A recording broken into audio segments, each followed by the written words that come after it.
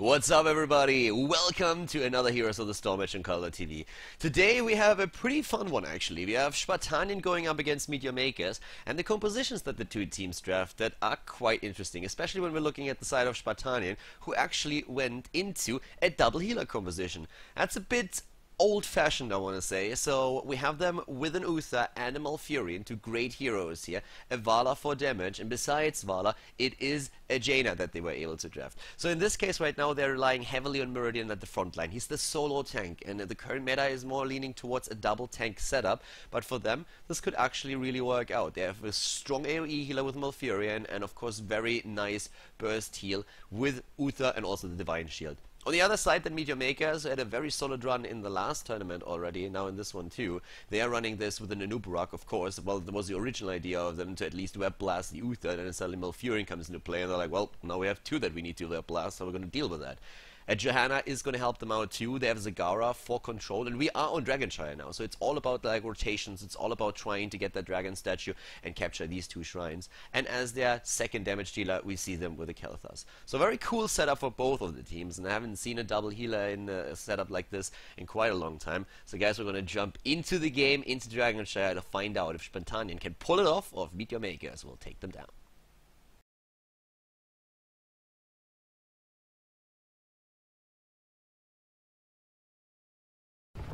Semifinal action at the Enter the Storm Qualifier. Spartanien is playing versus Meet Your Makers, and to the left side of the map we have Meet Your Makers, the new lineup here with Stalk on Anubarak, Rema Baller on Johanna, Crisplosion on Rhaegar, Be Certified on Zagara, and Blade on Kelthas. To the right side of the map we are having Spartanien, Glucosa is playing Uther, Nomio and Muradin, Grulum on Malfurion, Coco and Jaina, and Akia standing in for Frieza is playing Vala. So, well, at this point, a few people that actually have followed the entire tournament might ask, hey, Khaldor, why exactly is Spartanien playing? Didn't they lose to E-Corp earlier? They did, but after they lost, the French team surrendered. Duh, obviously.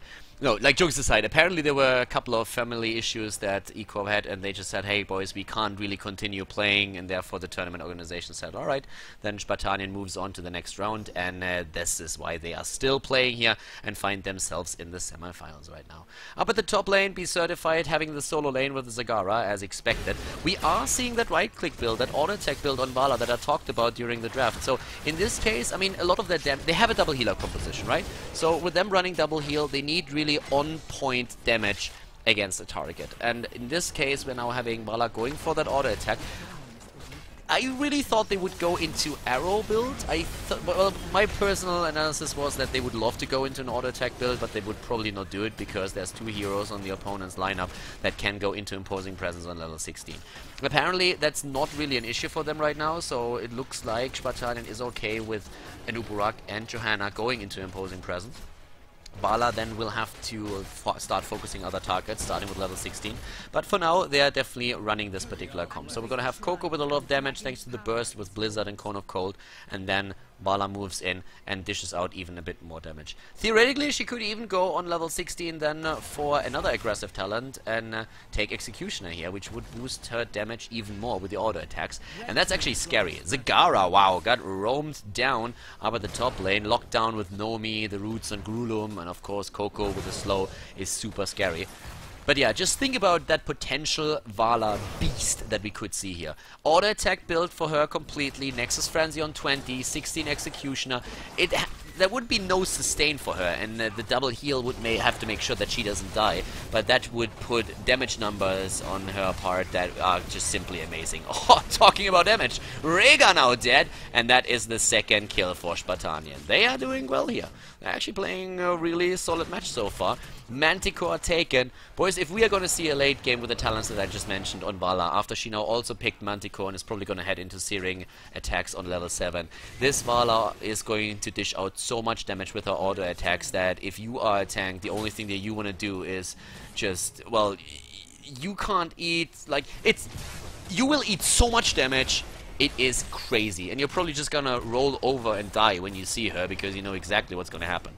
So Let's see if we are actually getting to that point. Because, to be honest, we have still a super solid lineup here for Meteor Makers. And I mean, they've been playing very good games earlier. So let's find out if they can do that again here. We have currently another rotation down to the bot lane. Up at the top, though, Gulum has to be careful. But over here, Nomi is already aiming for another Stormbolt against Blade. Stork is hitting in the bush. Well, there's a couple of beetles, so Nomi needs to be careful when he uses a Stormbolt. These beetles are going to be a bit of a pain for him. Top lane Shrine, now taken by P Certified, died already once before, but still, he has now his creep tumors up, so it's going to be a bit more difficult for Spartanien to really take him down here. We are seeing at the bot lane a try for Team Spartanien, and they are starting to move in here again. Stork and Blade are always waiting for them to rotate away so that they can take that shrine.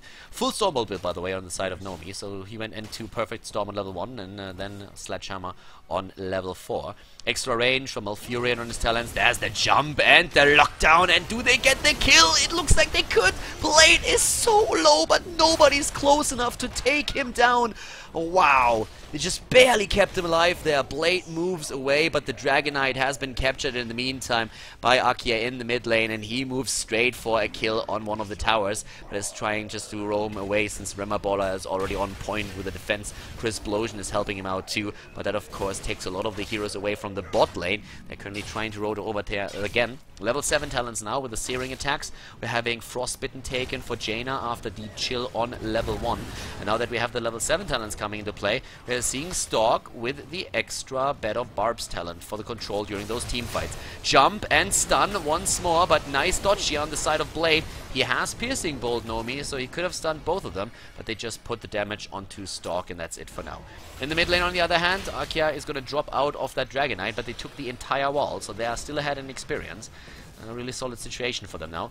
Both of the healers going into cleanse, but, well, actually we have more than 2 healers in the game. We have also Malfurion, who went into Enduring Growth, so it's going to be quite tricky for Meteor Makers to really kill a target here, since there's so much heal now for the opponent, and especially on level 16, when Ignite is finally going to be available for Kel'Thas, that's going to be a bit tricky for Meteor Makers. So, because when you have Kel'Thas on 16, you kind of rely on him to really bring the pain, right? But with now 2 healers up against the Kel'Thas AoE damage, that's a lot that you can use to just heal that out. We have Endless Creep taken for Zagara, so not going into battle momentum or rapid incubation, but instead just for the better vision on the map. And that Be Certified will see them coming. And he actually puts a lot of pressure at that lane up at the top. I mean, both of those towers are out of ammunition already. Nomi and Coco are waiting, though, for an opportunity to move in and take her down. They have to move past the creep. They are already waiting right here, but by now Meteor Makers should know that they are missing. And Certified is not making that mistake. Nomi jumps in, but there's nothing that he can really do. Certified is playing this safe and sound, and so he should. Risking anything here doesn't help him. We have teams taking camps on the map, and especially Meteor Makers is currently doing this. But what we also have is a level 10 approaching for Spartanien. They have 3 kills against 0. They play a very solid early game here with a double healer composition of theirs. And Nomi is once again trying to get the Stormbolt in against Be Certified, but they are not able to do that. Nomi could go into... Well, I'm currently thinking about Burning Rage, right? On level 13, he could use that so that they can take down those creep tumors. Question is just if he really wants to do that. I don't really think that going for Thunderstrike here would really help them too much, so it's going to be either Burning Rage or Spell Shield. At least that's what I would probably go for in this case. Burning Rage gives you a bit more damage, and also gives you an opportunity to just like take those creep tumors down, and they are very annoying right now. Malfurion can of course try to use his Moonfire against that, but especially if there's endless creep, it's really annoying to get all of those in. Level 10s for both of the teams now, and as expected, like no big surprises here. Vala went actually into Reign of Vengeance, and that is very, very common. And we're going to talk about this in a second, but for now we have a potential stun, and there it is, the double stun, and Phoenix has been thrown down immediately. Nomi with the Avatar, they're actually going for the battle here. They're trying to go for the fight. Damage thanks to Kel'Thas, Flame Strike, and at the top lane, it's still Malfurion versus Zagara. One of the reasons why you want to head into the Reign of Vengeance with Vala if you go for an auto attack build is that you of course build up those hatred stacks. If you use Strafe, you're going to lose all of them by the time that Strafe ends. So you don't really want to do that. Building up the hatred stacks is really important for the damage output that you have during the fight. So this is why they're going into Rain of Vengeance instead. It's just one of those drop and forget heroic abilities, and that's exactly what they're trying to use here. Akia here, still with a lot of damage here on his side, thanks to those auto attacks as mentioned. Gulum captured the shrine up at the top. But Meteor Makers, as you can tell, is starting to really close that gap in experience a bit. They are very much pressured, but at the bot lane, they now have their own push going, and that could drop Glucosa. And it's... okay, he has to use the Divine Shield here. Coco, can he get the damage in? Doesn't even use the Blizzard. Knows already that it's not going to be enough, doesn't want to waste the mana here. Actually, he still is nearly on full, but the Cone of Cold was the only thing that he threw in. It's a pretty tense match so far. Both of the teams want to reach the final here, and especially for Spartanien, there's a lot on the line. They still need to secure the spot in the tournament, so every single round that they survive is going to be an important one for them. We have now with Web Blast a great tool for Stork to either negate Tranquility or the Divine Shield, but which one is he going to use? He needs to Web Blast one of the healers, but let's find out which one that is.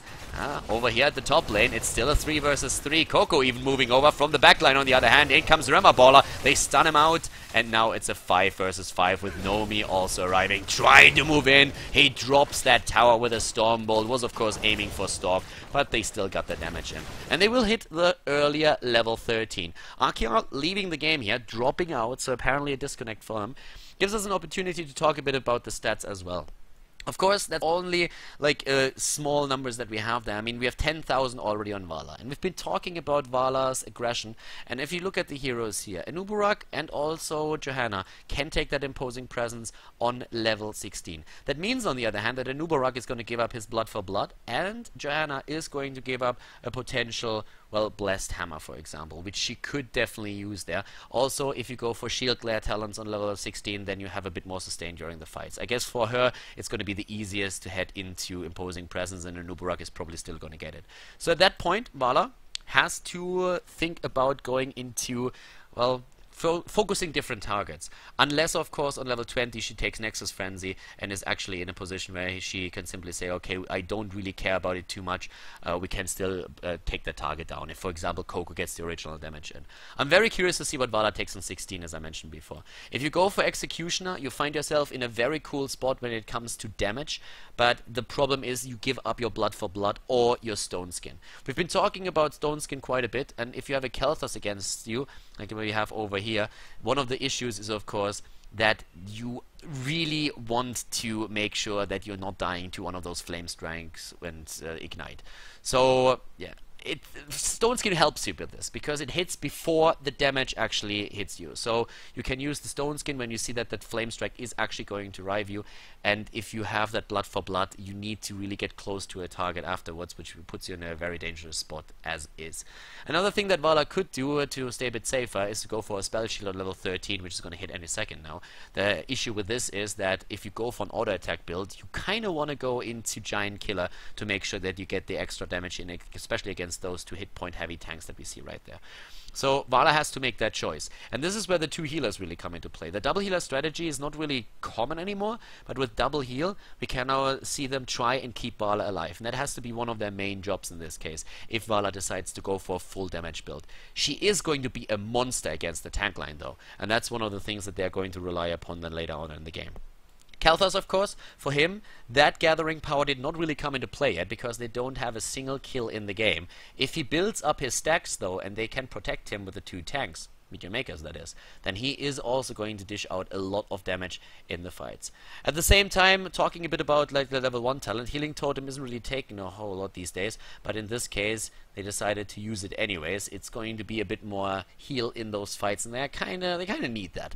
So an important one as well. If you look at the map right now, and just in general, the level 13 talent hits a bit faster for Spartanien. That allows them to maybe take the top lane here and push that in. We already have a rotation down to the bottom, and that's going to be an interesting one, because what exactly are they trying to do here? They could try and put some pressure onto the mid lane, and in this case, it could be an exchange of forts. Looks like the teams are both ready, so let's just continue and see what exactly they're going to do with this rotation. We have at the top lane still Kelthas trying to defend. And okay, they're moving back up. Only Johanna moves down to soak experience. They want to hit the level 13 talent now. They know that they're going to fall behind with talents in just a second, and they want to try and negate that as fast as they can. And there they are, 13 talents, and let's check out Vala. Is it going to be the spell shield, or is she going to... No, full damage. Full damage for her. Now the 16 talent. I'm super curious about that 16 talent. It's going to be great to see what she takes. It's most likely going to be a blood for blood or a stone skin, like one of the survivability talents. But just imagine if it's going to be Executioner and she just follows up the target calls of Jaina. Oh my god, that would be brutal. Yeah, there's the kill on the fort. We have Johanna actually going deep down here, really deep. Rema Baller is taking the waves apart, and that puts pressure onto the fort here. But now we have both of the teams. There's the Burning Rage, a double Burning Rage, by the way. The rest is Spell Shield. They go for the Web Blasted Jaina. Well played here. Actually taking that camp away from the opponent. But now Stork is in the mid lane, and we're having Johanna at the bot lane. They need to either push or they need to rotate and react to that. There's also the Healing Surge. We have Mutalisk taken. The bot lane approach, taking that camp now. This is getting super close. I mean, we have 3 kills against 0, but the experience is more or less the same. Mid lane here, not too much pressure on the fort yet. At the bot lane, it has lost a third of its hit points, and the camp has already been taken. So now they're starting to go straight for that again. Nomi is here, Glucosa, Coco, and they roam as 5 now. They have both of the shrines, but not for long. They have everybody at the bot lane, so they can push in the wall, while we have at the top lane Crisplosion and especially Anubarak taking the shrine and making sure that there's no Dragon Knight. So it's going to be probably a trade, like fort for fort. And, yep, they are pushing in already. Both of the teams. In comes Zagara. Be Certified is, of course, great for them right now. And Zagara, they have so much damage against structures that they might be able to outpace them a bit. The problem is that Spartanien started the entire attack a bit faster, and now they can move on and take the wall here at the keep. And they're going to do exactly that. Johanna already moved down. They need to go back, and they need to do that fast. Alright, so they are back. Johanna is still in the mid lane, though. The wall is about to fall. Both of the towers are down. They get the gate now as well. They know that Johanna is not there. And Nomi is trying to hit that Storm Bolt. He's doing the damage. Johanna is moving back in from behind. 15 versus 15. Johanna trying to go for a flank. Nah, moves back again. Alright, they don't want to risk it here. Could take down the walls now to make sure that later on it's not going to be a problem for them with the vision. But, yeah, Nomi hitting 2 of the minions, not hitting the hero here, really. But still, they could go in again.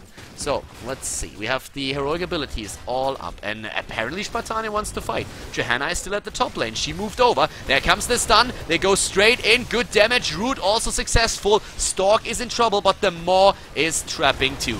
And now Grulum and Nomi have to move back here. Johanna also beat back, so he is back to business. There's Remaballer going straight for the Condemn. Hits only Malfurion, who's already on his Tranquility. Nomi gets healed. Heroic abilities. Divine Shield is still up, so that's, of course, the get out of prison free card that they have. We could use that, but so far they didn't have the need to. Also, the Rain of Vengeance, but they need to move back, and especially Coco is very much exposed. Coco, where's the Divine Shield? There it is. And in comes Akia, dropping Khaldor. Zagara goes down. Oh my god, so much damage from those right-click attacks. Look at that auto-attack. Oh, Stork! They actually web blast Vala, and for good reason. Vala was about to drop Stork as well. Nomi survives, and Akia, after they killed 3 hero, is now trying to turn this around and maybe even drop Johanna. But she is a bit too fast. 16 talents are in play, and they go straight for the bottom keep. There's the Blood for Blood. Didn't go for Executioner. Didn't go full YOLO, but we have a Numbing Blast as well for the additional route. Keep is gone, and Spartanien has a solid lead now against Meteor Maker. 6 kills against 0.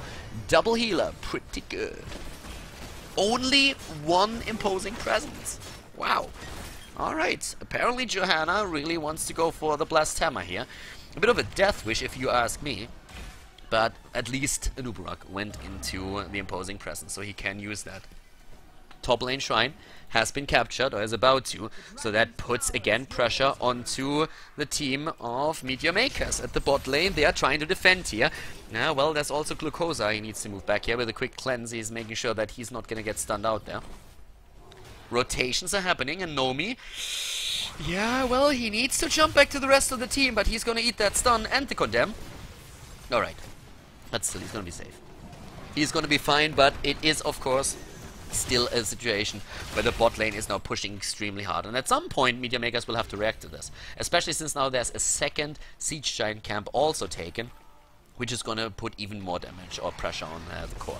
So the bot lane shrine now taken, and this is all about rotations at this point. Trying to take a hero down and rotations, rotations, rotations. If you know your opponent is going to get the shrine at the bot lane, move to the top, take this one away, make sure that they are never in a situation where they have both of them, because then you are forced into a fight in the mid lane, and if you lose it, you lose more than only a few heroes, you will lose the objective, and then another keep might fall.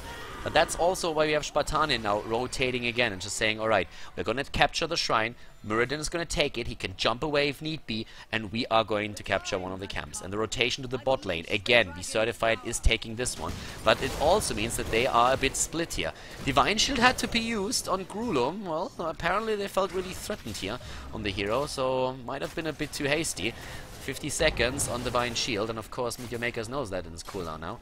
Level 18 versus level 17, nearly level 18. That's of course one of the things that you really have to pay attention to now as well. The level 20 talents are going to be super strong for both of them, and with 20 being like, there's no advantage really in experience that Meteor Makers, or sorry, that Spartanien has. They have a good rotation up to the top, and they drop one of the towers. They could even drop the second one. Nah, they move away.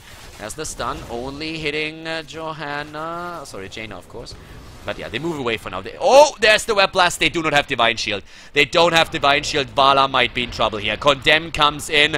Web Blast is over. Vala immediately moving away. The Maw against 3. Grulum and Nomi are the only ones out of the Maw. But here comes the rest of the team. The stun is already there. They are healing as much as they can. And now suddenly it's the ancestral healing that keeps at least Johanna at life. She eats so much damage from Vala. Vala moves in again, goes for the auto attacks. Rema Baller is just eating one shot after another, and Nomi jumps out. The Divine Shield used in the last second here against Akia as well. Just barely ready with a cooldown, but no, so far Meteor Makers doesn't give up. They want to go in again, and they have no cooldown ready, but do they really need to? There's the attempted kill against Malfurion, but he gets away. Nomi is down though. Nomi is dead, and now Akia eats that condemn. The cooldown is not ready for the vault apparently. Oh, Vala gets dropped. That was just a bit too much damage. Job well done on the side of Khaldor here. Another good flame strike hitting home. So it's the first 2 kills that we're seeing for Meteor Makers in this game, and it's going to be a Dragonite for them. 16 minutes in, Dragonite for Meteor Makers. Spartanien just waiting a second too long before they move back here. And it didn't really work out for them. A great Maw that we saw from Be Certified, hitting 3 heroes, isolating them, good follow-up stuns on the side of Stork, who suddenly is in a bit of trouble there, is overextended but gets cleansed. But just look at that level 20 talent, it's going to hit any second now for Meteor Makers. That is going to be super important for them. Vala down, they need to wait for her, but Coco is still alive. They need to make sure that nobody dies right now. That's the most important part. Try and keep that keep alive. It's going to be nearly impossible, but make sure that nobody dies, especially those 2 squishies. Nomi is back, so he at least can provide a front line now for the team. There's the stun. They cannot engage too hard into this. They need to be careful. They're still down 1 hero. Arca is now just moving in, and now it's a 5 versus 5 again, but this keep is going to fall, and that's a reality that they have to live with. Double Storm Shield, double Bolt of the Storm, and also a Hardened Shield. They're trying to go in for the additional stuns, but the keep is gone and they can't do anything about it. So now it's just about the rest of the structures. Fort in the mid lane, additional experience that Meteor Makers wants to pick up now. We're having Be Certified rushing in with that Zagara Dragonite. Another 17 seconds on the DK before he's going to be gone. But they are attempting to at least break through the wall in the mid lane now. Level 20, still half a level away for Team Spartanien. Be Certified drops tower number 1, goes with the Dragonite for the second one. But over here, Flame Strike and Phoenix just covering their retreat. So Meteor Makers, with one team fight, suddenly turns things around here. From the team that was behind in experience, they now suddenly have a very solid lead. They are an entire level ahead, and they were able to take not only the last fort in the game on the side of Spartanien, but also they dropped the keep here. And of course Nomi was trying to get a bit of more experience for his team, and now they are going to hit level 20 any second now. So with that level taken, we're gonna see most likely. Is Argia gonna go for Bolt of the Storm, or is he just saying, hey boys, listen up, I'm gonna go full damage here? Oh, goes full Bolt of the Storm. Alright, I would have loved to see that damage incoming, because Nexus Frenzy against those tanks without the imposing presence on both sides would have been insane. Over here we have another camp taken. But Vala is going to be a lot more safe in this case right now. Redemption, of course, is going to be the talent for Uther. He doesn't have to take it now. He can wait until he dies. That's the reason why he doesn't pick it. But Malfurion, okay, he made his choice. He goes into a Storm Shield now as well. So both of the teams aiming for very passive sustain talents that help them to stay alive in those fights a bit longer. 6 kills against 2, double heal, making it possible for Spartanien to stay alive in most of these fights so far. But they lost 2 heroes, and all of a sudden it started to snowball, and the next Dragon Knight could be the one that ends the game. Both of the teams have taken down a keep, and if you have no keep left, then of course you can attack the core right away, and this is what we are most likely going to see. We're talking 20-minute Dragon Knight here. Nomi had to use a stone form up at the top, so he has to be careful now too, and Meteor Makers is starting to turn to move in again. They want to just like, oh yeah, Glucosa hit by the condemn. They actually want to just poke as much as they can, and they're going straight for be certified, but Nomi misses his stun, and on the other side all of the damage goes down on him. They might even have to use the Divine Shield now. More hits, Malfurion. Uh-oh, oh, Nomi. Oh, Divine Shield on Nomi, they're going in, but the Web Blast is already there, and now Nomi is in trouble. He's trying to jump away. Here comes the heal, but it is Jaina who is way too far out. I have no idea what Jaina was doing over there. There must have been some miscommunication. She goes way too deep. Everybody else tries to retreat, and just with such a simple miscommunication, and Nomi is all alone in the middle of 5 heroes and is eliminated. Coco down, and now Nomi. The Nomi flank. Moving in flank would be a bad idea, buddy. You don't really want to do that. So yeah, they move back again. The Dragon Knight is on the map now. What's going to happen with Meteor Makers? Are they going to try and push this in? It looks very much like it. But we have a Nubarak moving up to the top. So apparently they just want to pressure, poke, use a Nubarak to take the top shrine, and then move with the rest of the team into the bot lane. Yeah, that could actually work. And as we said before, Dragon Knight could be game. It could be the game, right? It could be game for them right now. There's the Dragon Knight in the mid lane, going to be captured by Remmerballer potentially. Nope, they use Zagara again for it.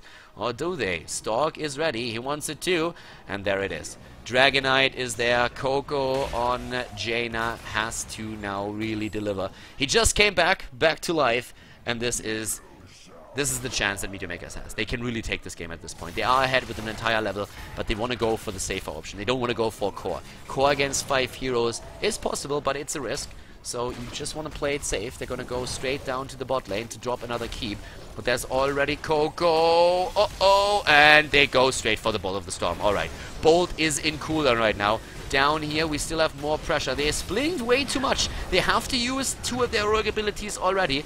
Not really the best coordination here on the side of Spartanien. They're falling apart a bit. We have Grulum also very low now, and the Dragon Knight is just starting to take down that keep.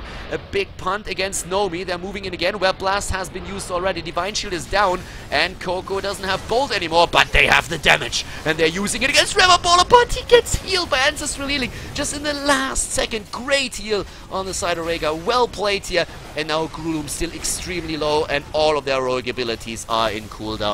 We still have more available, of course, to the Dragon Knight, but yeah, that's keep. That's definitely keep. And can they carry this towards the core? They're trying. 15 seconds on the Dragon Knight. They're poking from all angles right now. 1,000 damage already with every single hit. They move straight in, but it's the attack against Johanna. She doesn't have indestructible, but it doesn't matter. She gets away. Blade dying though. Remmerballer about to. The Dragon Knight is attacking the core on the other hand, but it looks like they're not going to be able to take it out because, well, Dragon Knight expired by now. And Stork is still very much alone. He's currently in cooldown. Meridian, by the way, is threatening up at the top lane. Be certified, and Crisplosion. He needs to be careful as well, though. A bit of a split that we see, but still, Kel'Thas is down. They might be able to pick another hero if they're already trying to intercept up at the top lane. Be certified in Crisplosion. If they get another kill, that would be exactly what they need. Here's the stun. There could be the stun. Glucosa. He could go for Crisplosion. They could turn, and they do it. They turn against Rhaegar, and they do not get the kill. Arkia was trying to hit him with a quick Rain of Vengeance. That didn't work, and the Maw prevented them to jump in with Meridian. So camps again. They go for camps. 1 keep against 2. The situation in the game right now. Such a close game at this point. 7 kills against 3. Most of those team fights ending in favor of Spartanien. They actually, well, they kind of fell apart a bit at the defense down here at the keep. At least they were, well, we saw Jaina, of course, die down here. A bit of a miscommunication, apparently. it looked really very much like Coco thought, okay, they would go for a target, and the rest of the team was saying, hey, we need to move back, Nomi is about to die. They threw out their rogue abilities a bit too early in most of the fights. They had to use the Divine Shield, they had to use Tranquility to keep individual heroes alive, so not really the setup that they were looking for, but now they have a chance to just order their thoughts, you know, like just like collect their thoughts, think about it, calm down a little bit, take a deep breath, and then move in. And for Meteor Makers, the same is also true. They played a very controlled game thus far, and they have now an opportunity to take maybe the next Dragonite. That's what everything hinges upon now. We are 24 minutes into game. We will be 25 minutes into the game by the time the Dragonites become relevant again. And that would mean more than 1,100 damage on each of those Dragonite Battle Axe hits, so you can go for a core nearly right away. Nomi is still the single tank for his team. They need to protect him with those double healers, and they do. Arkia, of course. He's not going to try... Yeah, they're dodging the Flame Strikes. Another cooldown now on Flame Strike for Kelthas. If they can go deep for the kill, they will, but they put Remabola under pressure. Now his trade is again in cooldown. That's pretty important for them right now. No Iron Skin for Johanna for quite some time. That's going to be very important. Arkia can go in for the auto attacks, and they do. There's already the Web Blast being used. They kind of need to try and take that down, and they do. Therefore, the damage is in again with Coco already using his Blizzard and Cone of Cold. They're moving in again with Nomi, trying to go for the stun against the Gara, and the heal is too late. The heal is too late. Icebox saving Coco for another second. Coco is so low, but he still gets away. Divine Shield on Nomi. Arkia in the backline. They're all rushing away. Glucosa, he still has his heroic up. He still has the 20. So with Redemption, they can keep him alive, but Grulum eats so much damage right now. He gets healed over and over again. Nomi, of course, knows that Rhaegar still has the Ancestral Healing. And in the backline, there's Remabola eating the damage from Arkia. Auto attack after auto attack is hitting Johanna. Ancestral Healing saving Stalk, at least for now. Glucosa is low. He's really low. 20 seconds, 30 seconds on that Divine Shield. Crisplosion is going maybe a bit too deep. Eats that Storm, eats the Blizzard. Oh, wow, and gets away. Zagara is still dead, everybody else alive, but just look at that mana. Everybody is so low in mana right now. The damage, 75,000 damage on the side of Vala at this point. 75,000 with an auto attack build. And we are seeing 116,000 on Kelthas. Wow, just simply wow. Up at the top, Stalk versus Nomi, Muradin versus Anubarak, Web Blast used, and this is Dragonite. This could be game. Great Web Blast use here. He catches this one, and now this might be the match. This might actually be match. Remabola is moving up to the top lane. They don't really care about the keep anymore. They have a chance. 8 kills against 4 in favor for Spartanien, but who cares? Who really cares? This is the chance that Meteor Makers was waiting for. And of course they jump in. They try to burst the targets away, and there's Kelthas. Kelthas is gone. They try to go for Stalk, but Remabola is already on the core. If they can take down Anubarak as well, then maybe they have a chance, but it doesn't look good. They need to go for the Dragonite. They need to go for it fast. It looks like Meteor Makers might be able to win the game, and yes, indeed they are. Spartanien loses in the semi-final. Meteor Makers advances to the final of the Enter the Storm Qualifier. Great play here by them. Congratulations. Claiming the game here on Dragon Shire.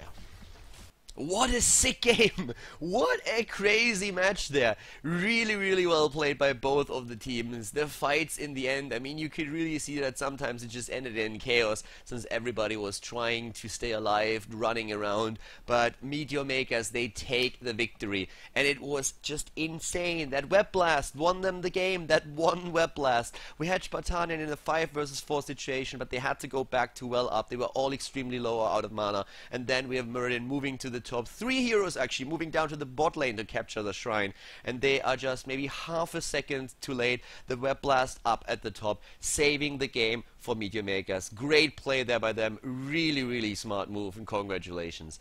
Especially in those fights that we saw before, Spartanien was struggling a bit. You could really tell. I mean, they had to use the heroic abilities too early, like Tranquility, also Avatar and Divine Shield, because heroes were a bit too far out. Then we had that one unfortunate kill against Jaina at some point. But in general, Spartanien with a super solid game. That game was really cool, and I enjoyed it a lot. I hope that you guys enjoyed it as well, and that you also enjoyed the commentary. And if you did, then of course give the video a thumbs up on YouTube.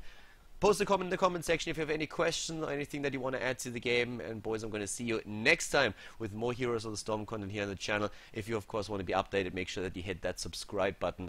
I'm going to see you soon. Have a good one. Bye bye.